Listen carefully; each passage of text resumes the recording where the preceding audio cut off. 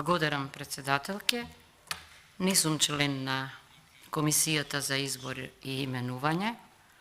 Често пати го проблематизирам нејзиното постоење, квалификувајќи ја како остаток од комунизмот.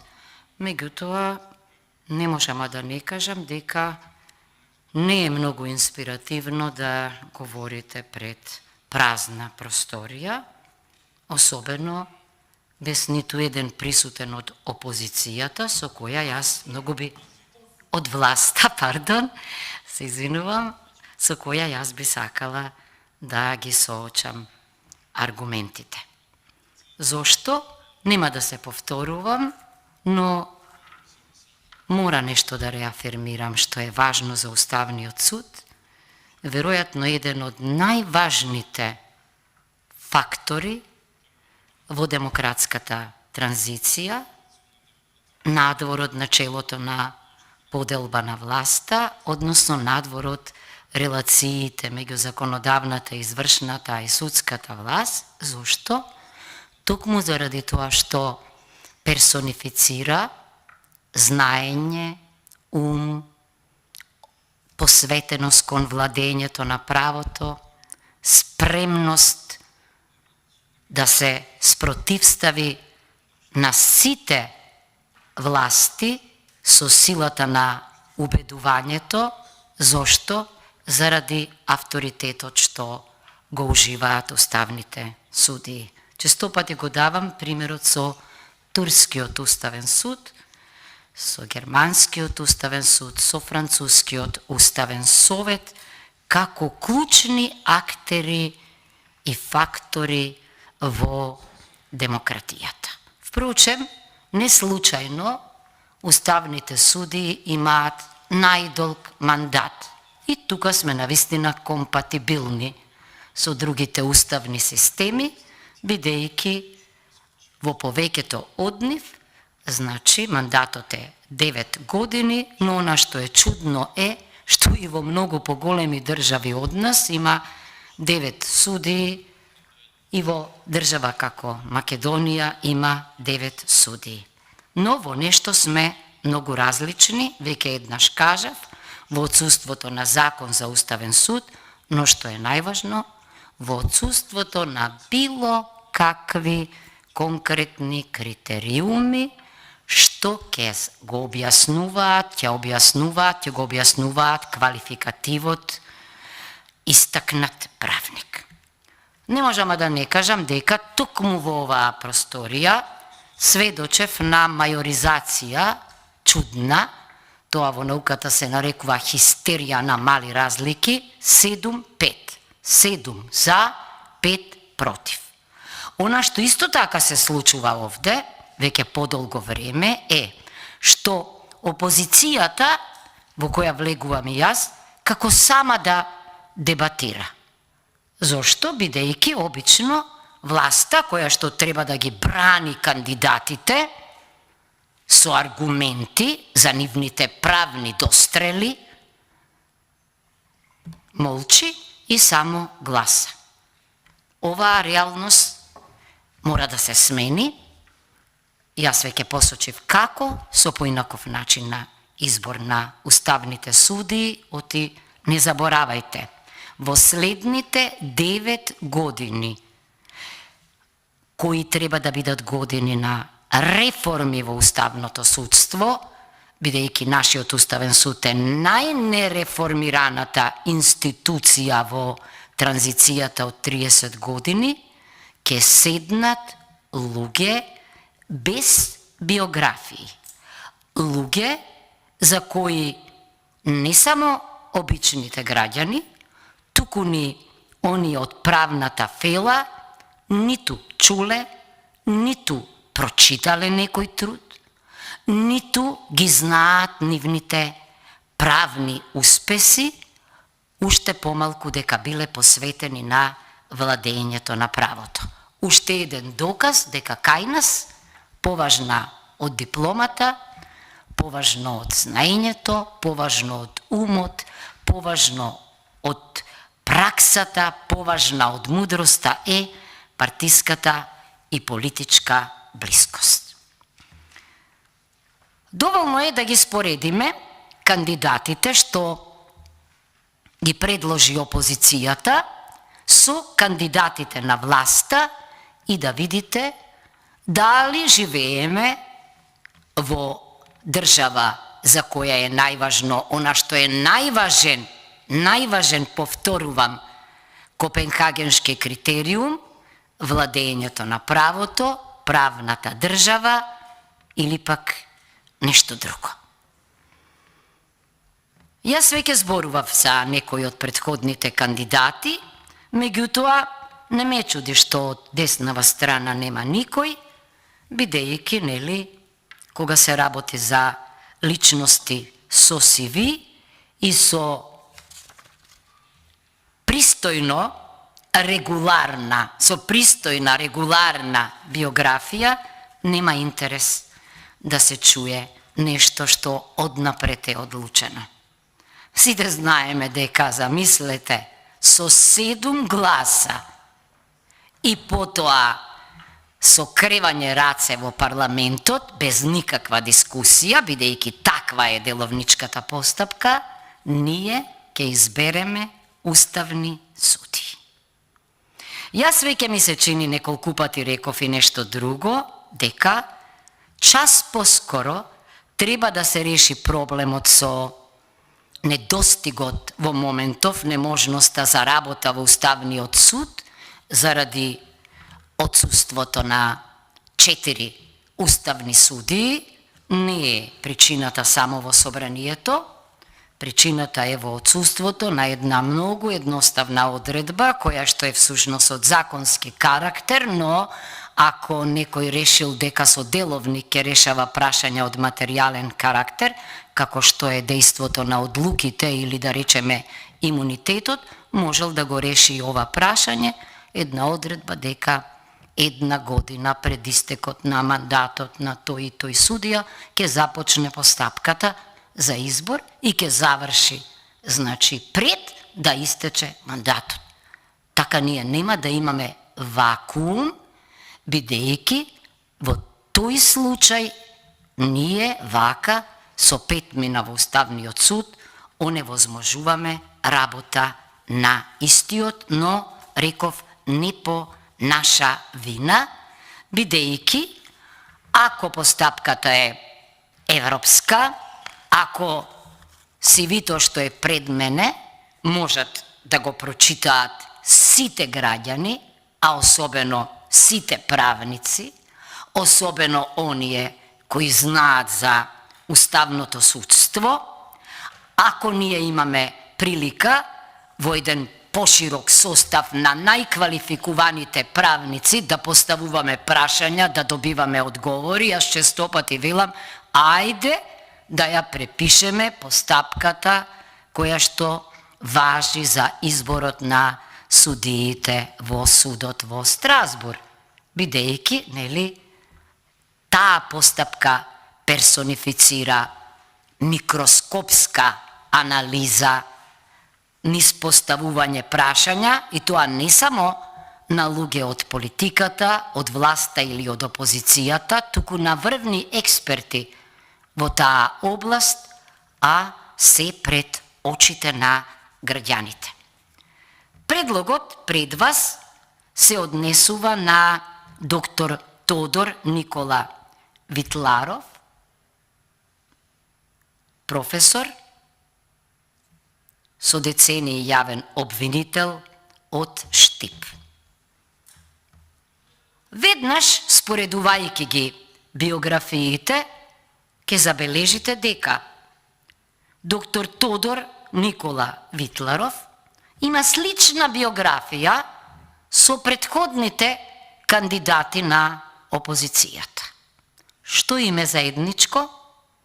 Кариерата во правната професија, општо познати правници, почитувани правници, не само дома, туку и надвор, луѓе кои персонифицираат конституционализам, познавање на Уставот од сите аспекти и признание за знаењето. Интересна работа, но исто така она што е различно со кандидатите на власта, а слично меѓу кандидатите на опозицијата е што само кај нашите кандидати ќе се сретнете со просечна оценка над 8,5, која што би била еден од основните критериуми за оценка на посветеноста на правото. Кај ниту еден од кандидатите на власта просек немаше. Зато јас минатиот пат реков дека впрочем и за Академијата за суди просекот е избришан. Може би следниот предлог ќе биде да се избришат и оценките на правните факултети, односно просекот воопшто и оценувањето, зашто чумуни се ако немаат влијание при аплицирањето и при изборот за било која функција. Тоа се нарекува лаицизација, која е лаицизам, што е резултат на што?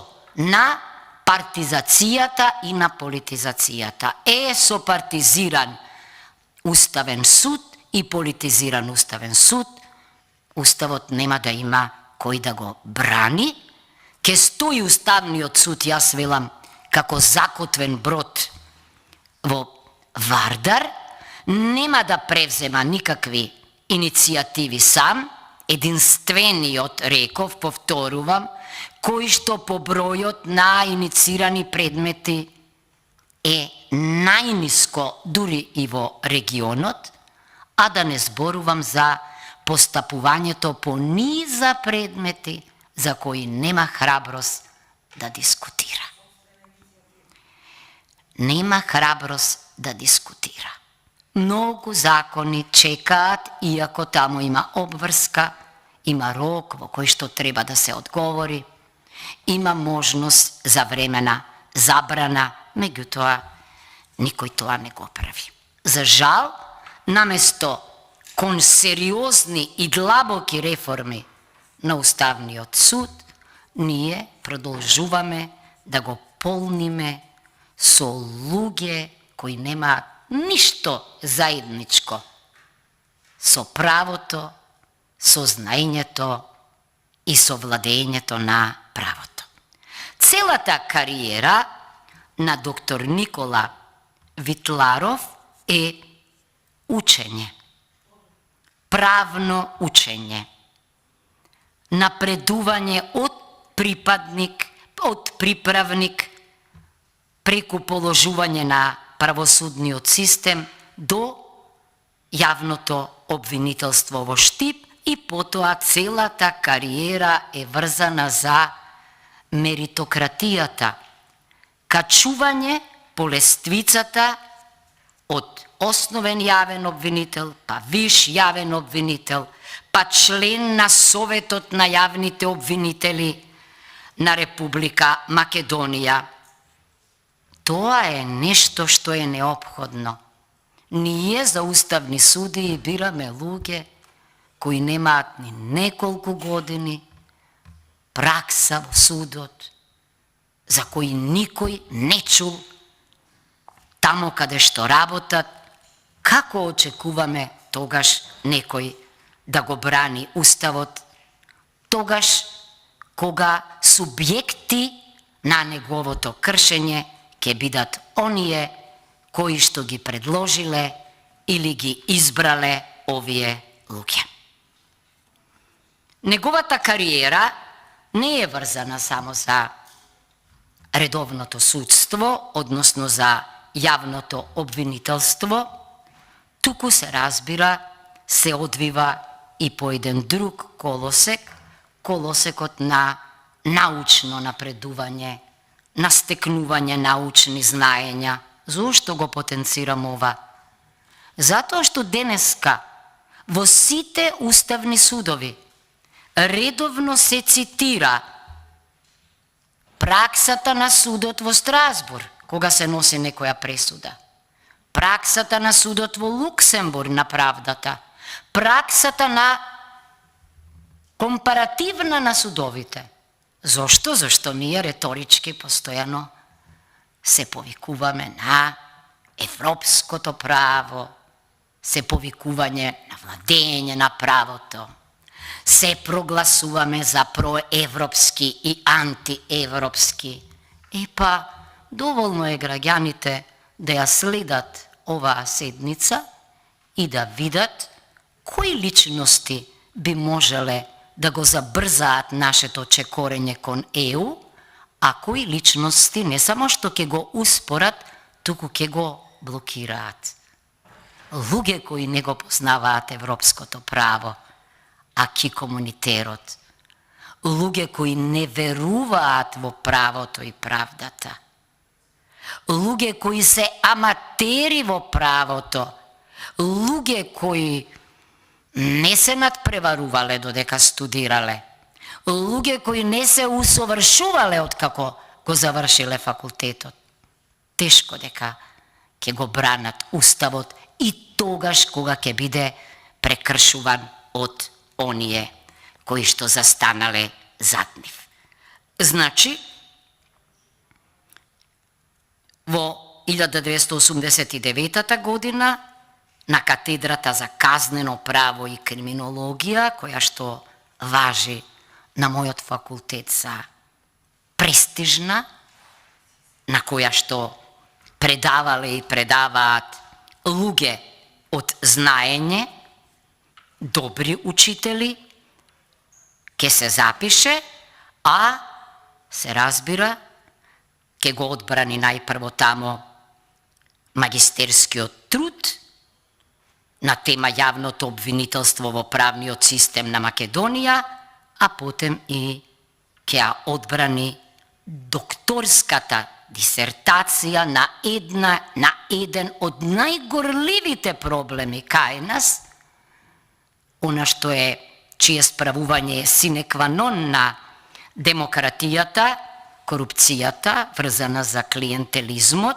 Не можам да не кажам дека своевиден клиентелизам е ако овде сите пратеници креваат рака било кој да е предложен, што значи тоа е однапред договорено, не чекајки да ги чујат аргументите и против аргументите и дури не изнесувајќи никакви сопствени аргументи.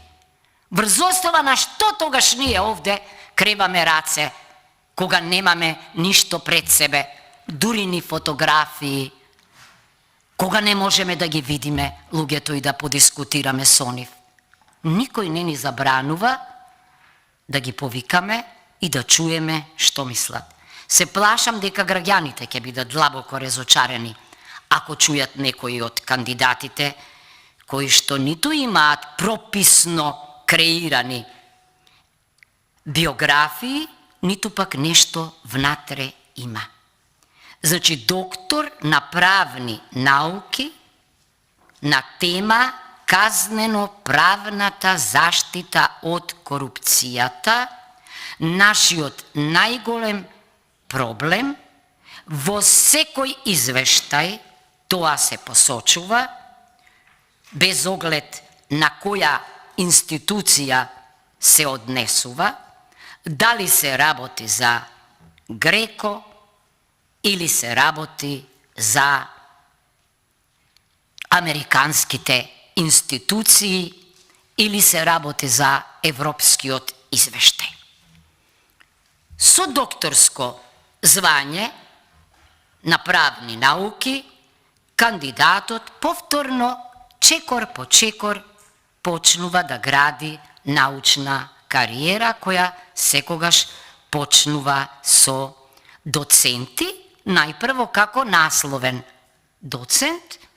Тоа значи дека не е во работен однос на универзитетот, меѓутоа, како насловен доцент има право да биде повикуван, да држи настава, да учествува во проекти, што е многу важно. Зошто е многу важно? Паѓаме ние на Шангајската листа. Јас многу пати велам, ајде да го следиме решението на нашите соседи. почнувајќи од Словенија, па наваму, или ако сакате, решенијата што ги применувале поголеми држави, мотори на Европската заедница, на Европската унија, корифеи во високото образование, например Германија со насловен доцент. Ако ние ги бираме во насловни доценти, еве да тргнам од мојата професија, од правото, оние кои магистрирале и докторирале на врвните универзитети во Европа и во светот, веднаш ќе почнеме да се качуваме на Шангајската листа. Бидејќи нивните имиња многу значат, без оглед дали се во работен однос, или се надвор, или се тука.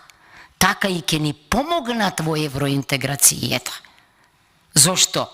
Бидејќи таа заедница, интелектуалната заедница, интелигенцијата вистинска, таа е моторот на промените.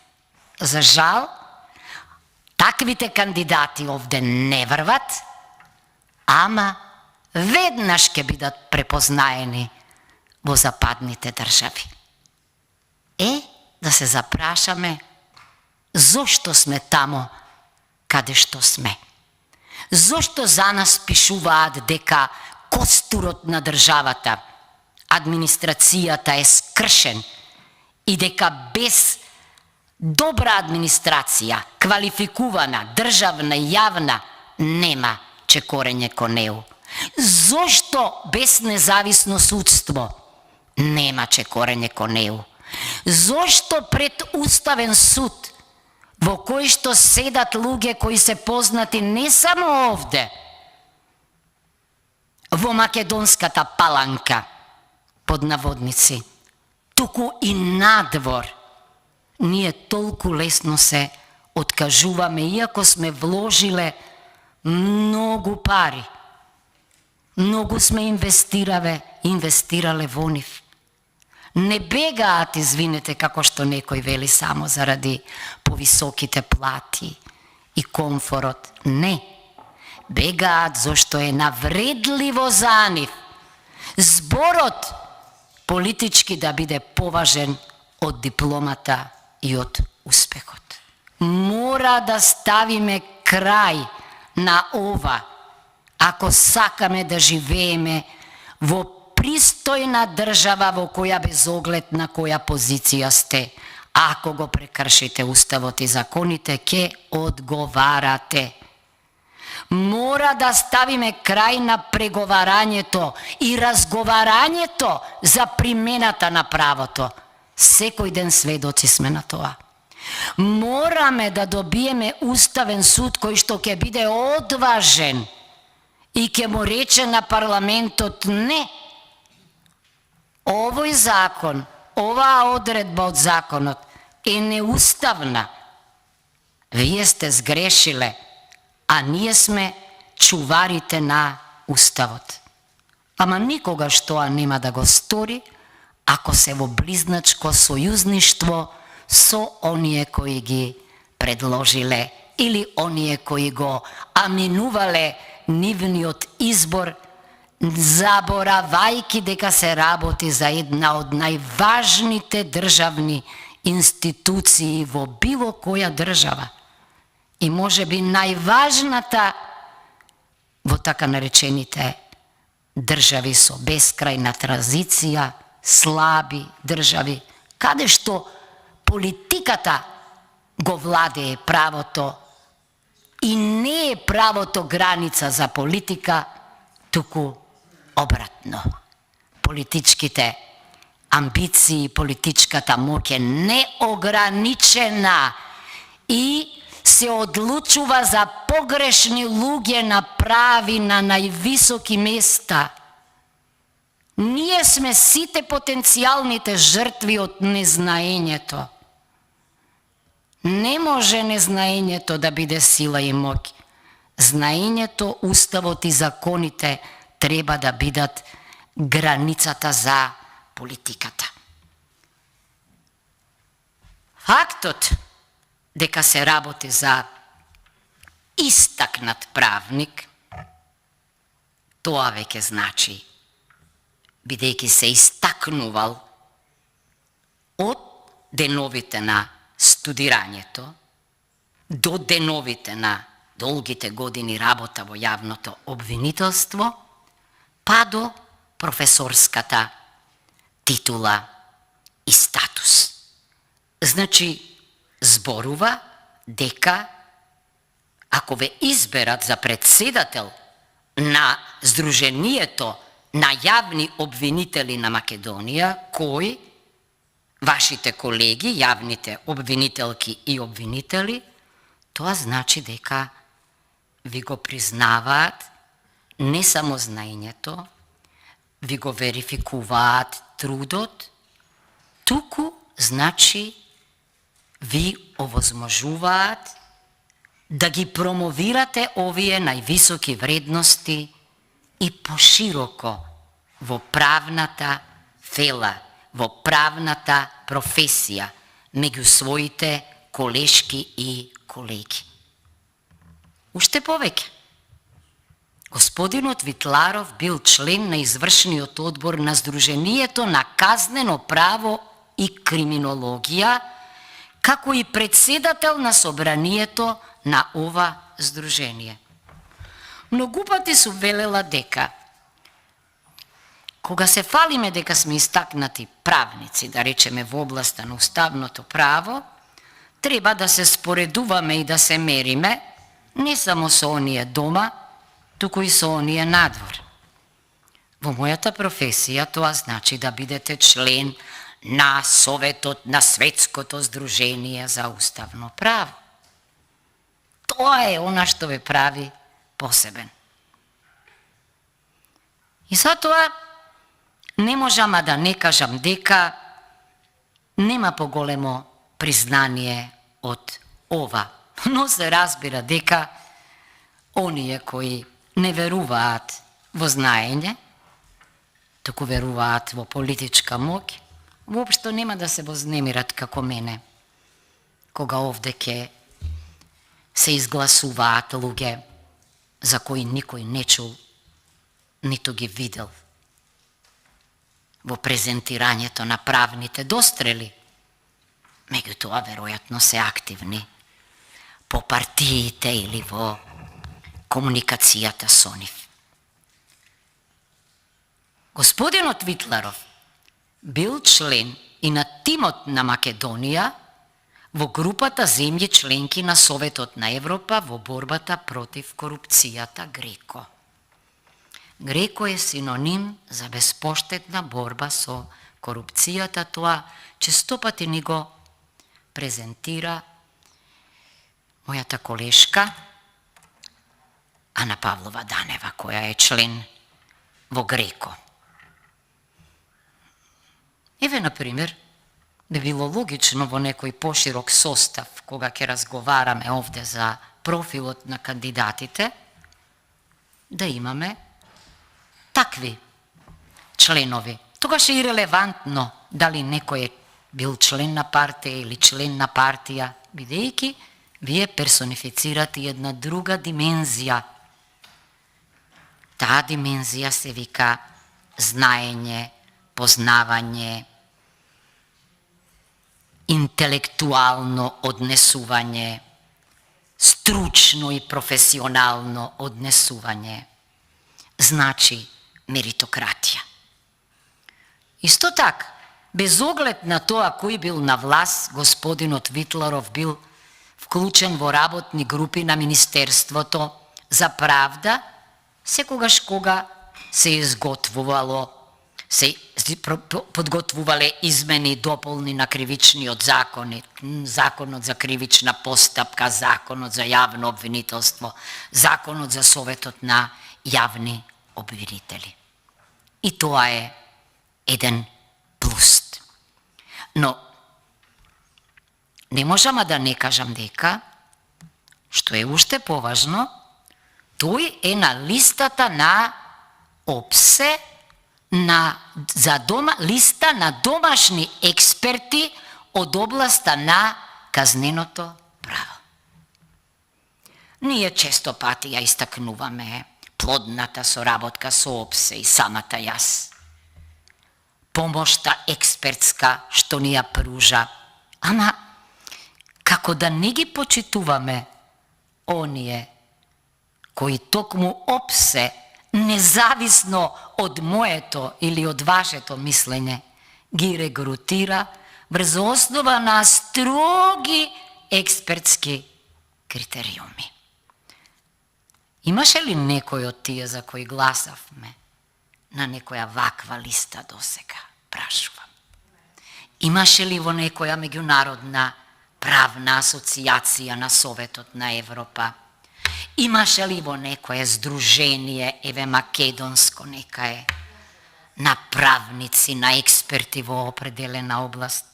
Многу би сакала да имаше. И независно од тоа што припаѓам на пратеничката група на опозицијата, јас ве уверувам дека ќе гласав за. И понатаму ќе гласам за, ќе си го доколку има таков кандидат.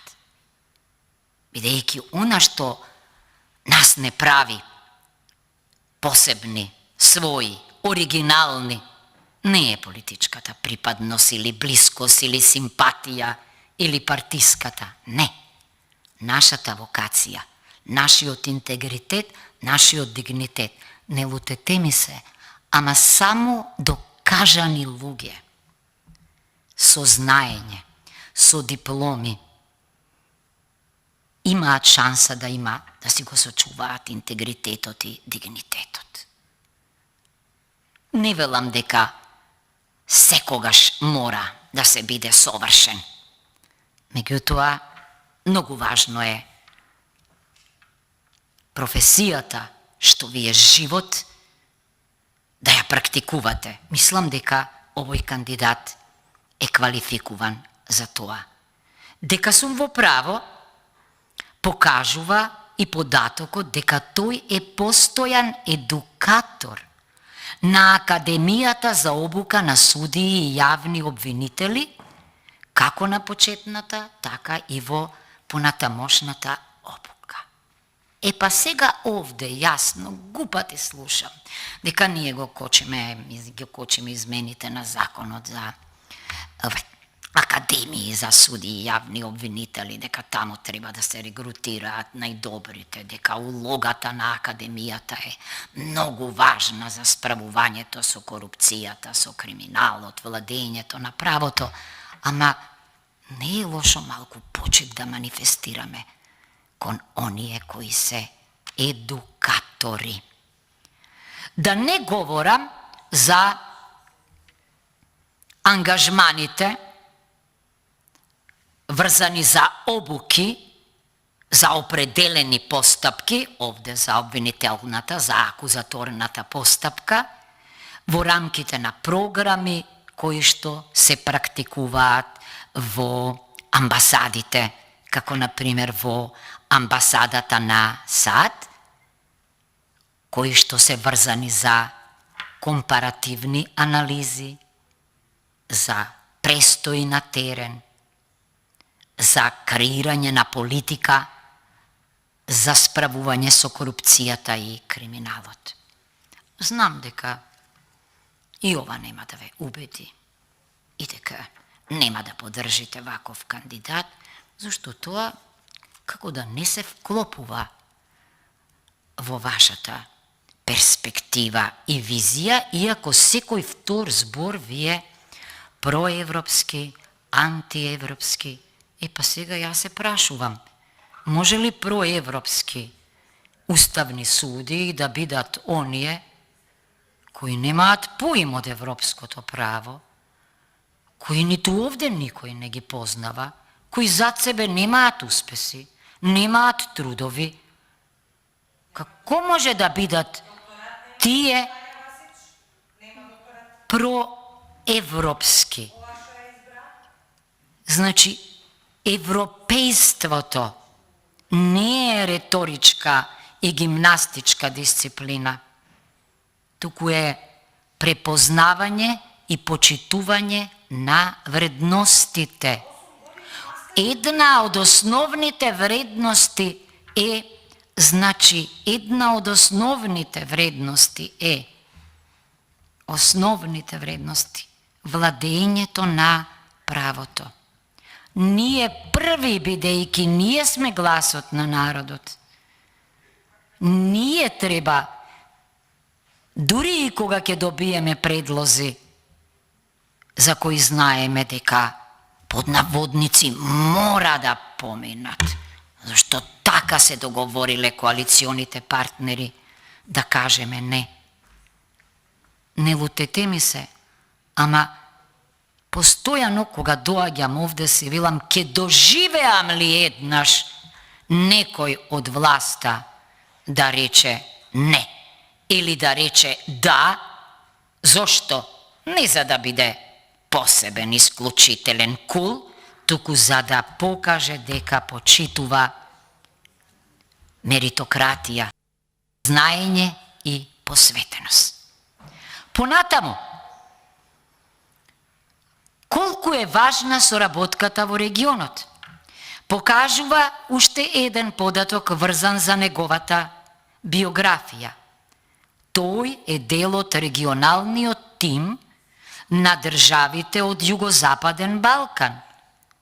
Учествувал во креирањето на заедничкиот курикулум за едукација на судии, јавни обвинители, адвокати, полицајци, низ призма на што? Низ призма на Конвенцијата за човекови права, чие кршење нас честопати во Страсбур не става во кругот на државите кои не ги почитуваат човековите права, ќе си плати државата оштета и ќе си продолжи по старо. Да. За жал, морам да ве потсетам, така прават и нашите соседи, така прави соседна Бугарија, кога се во прашање правата на македонското малцинство во Бугарија. Ке ја прими пресудата од Страсбур, ке ја прочита, ке плати и повторно ке оневозможи регистрирање на Сдруженијата на македонците во Бугарија. Не само што во Македонија, значи ангажиране во ова својство во едукацијата на колешките и колегите од Косово. Извинете ме за дигресијата кога споменувам Бугарија, Косово, Хрватска, друго сакам да кажам. Ако ние користевме и користиме така наречена образовна или културна или научна дипломатија, полесно ќе се разбираме. Кога денеска јас дискутирав на Комисијата за европски прашања, тоа го правам под притисок на опасноста нашата тажна приказна и албанската тажна приказна. Ја не се согласувам, можеби секогаш со господинот Рама, меѓутоа уметник. Речникот му е уметнички и така се изразува. Сосема е во право кога вели дека, значи соседна држава наместо скандинавски да застане зад нас, како што тоа го направија Шведска, Данска, Финска со Латвија, Летонија, Естонија, во преговорите ни става пречки. А ние не случајно живееме заедно и наместо да се поддржуваме едни други, замислете, ние посегаме фрустрирани по вето. Нема да запре оваа приказна. Затоа, ако ние имаме на прави места прави луѓе во регионот, тогаш ќе се поддржуваме едни други. Ќе настапуваме заедно. Ќе се браниме. Оти Не знам колку брзини во моментов веќе има во Европската Унија. Ако ние регионално не можеме да живееме заедно, дека можеме, не е доволно да одиме на вински фестивали. Не. Јас денеска реков, не верувам во синтагмата in vino veritas. Ама во образованието, во здравството, во екологијата, во науката, а најмногу во политиката, ако креираме регионален глас, ќе допре тој. Меѓутоа, не гледам на повидок вакво нешто. Бил дури избран и за председател во 2017 година на етичкиот совет на јавните обвинители и негов председател, сега е член. И меѓу фелата моја, негова, заедничка, нема тајни во мала држава. Сите се знаеме. Опасно е кога во етички комитети седат луѓе кои немаат ништо заедничко со етика и со морал. Ама прашањето е, колку е етички да не го бирате подобриот или најдобриот, туку лошиот, полошиот, па и најлошиот, само заради тоа што е тоа не национален, не човечки, туку партиски интерес. Не е, верувајте ми. Она што го немаше кај кандидатите за кои десната страна гласаше, додека левата страна се чудеше, беше список на трудови од оваа област. Овде има листа на книги, на стручни трудови, кои што се многу релевантни за работата во Уставниот суд. Оти ќе се повикате на зборот, на ставот, што сте го напишале, што сте го бранеле, ќе го афирмирате, ќе го реафирмирате. Така ќе најдете во диалогот решение кое што ќе биде во интерес на граѓаните, во интерес на правото, во интерес на правдата.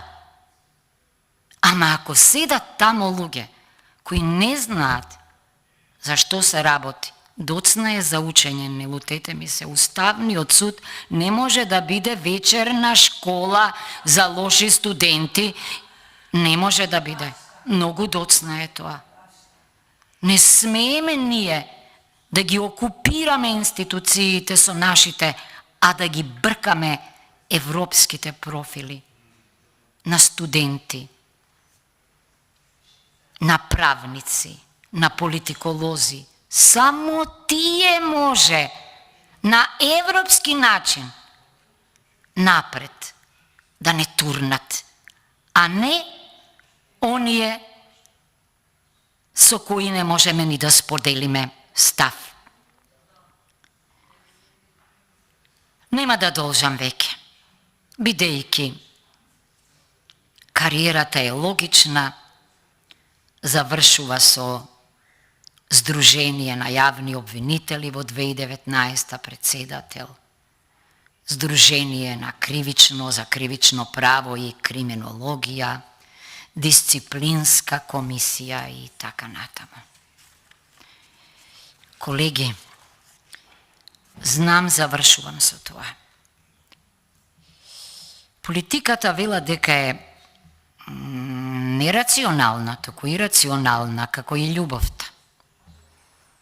Оти понекогаш луѓето влегуваат од различни причини, јас тука не можам да интервенирам.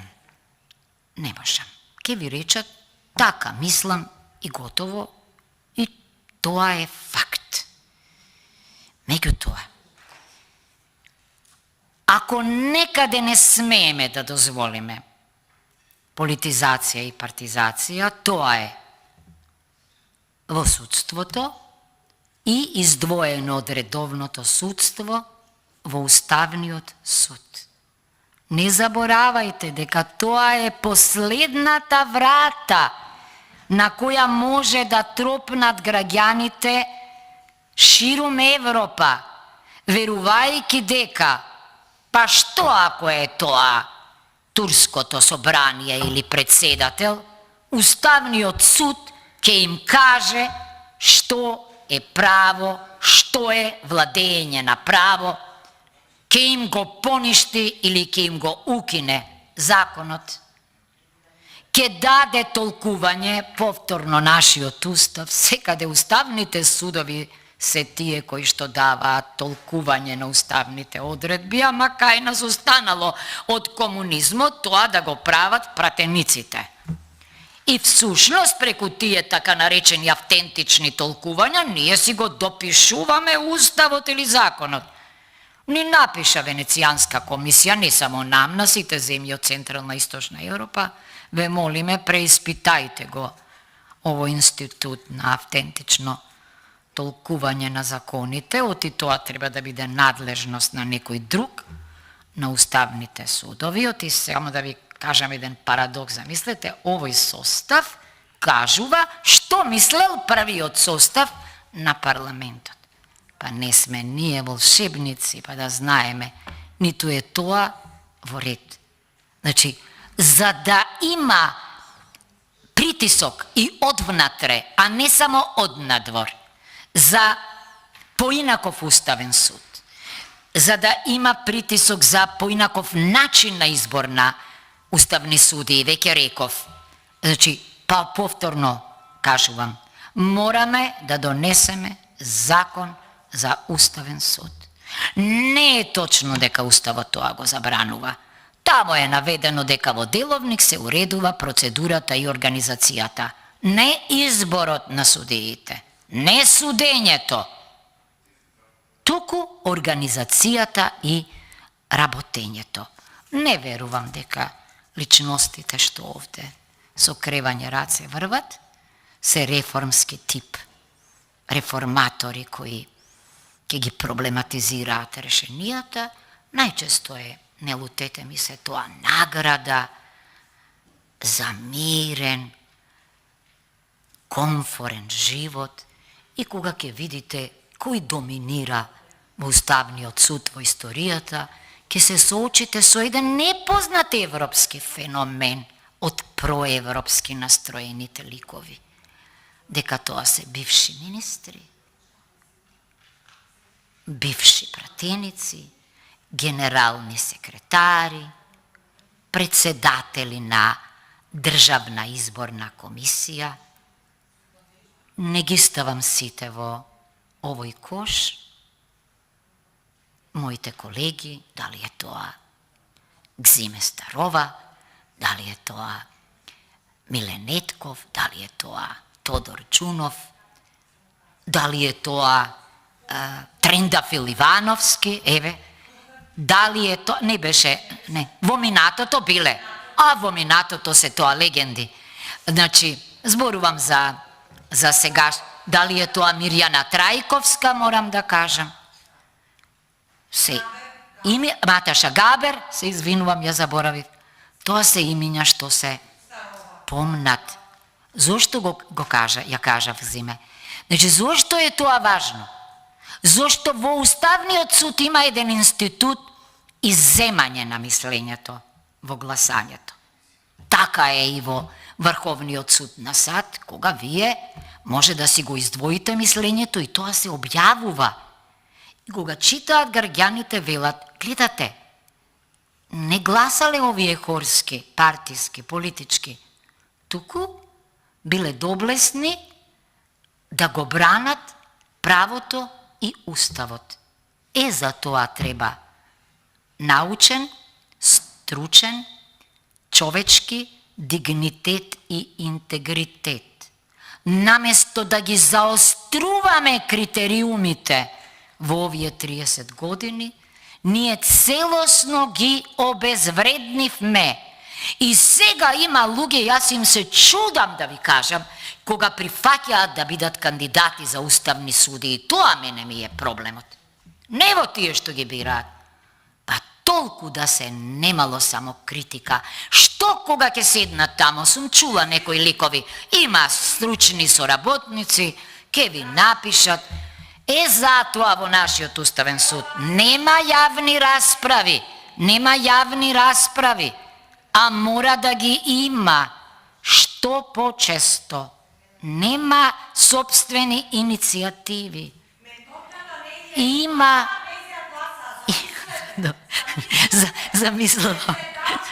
Замислувам, не се жестете, го разбирам.